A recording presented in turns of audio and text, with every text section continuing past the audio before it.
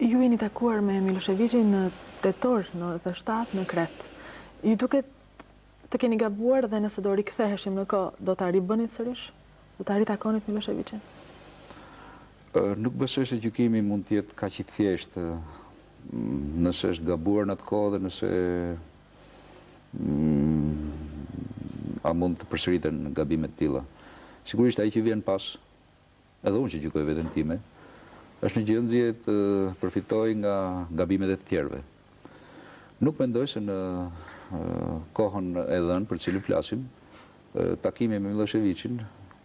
I cili ishte takim midis drejtuesve të institucioneve të dy vendeve,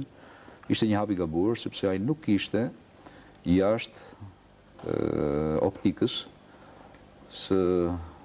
kontakteve dhe të presionit që faktorët ndërkombëtar po zhvillonin me Miloševićin të paktën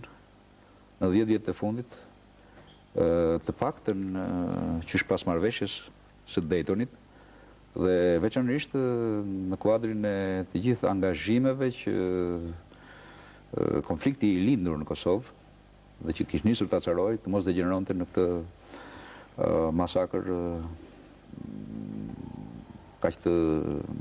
dhimbshme që po përjetojmë sot. Nëse do të më lejosh të shprehesha në mënyrë figurative,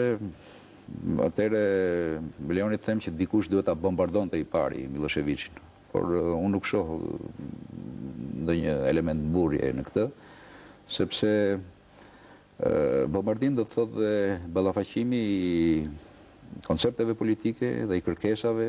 të ligjshme edhe nga pikpamja e legjislacionit ndërkombëtar midis përfaqësuesve të vendeve fqinj me të cilët jemi të detyruar në mos të dënuar të ndajmë jo vetëm kufit por dhe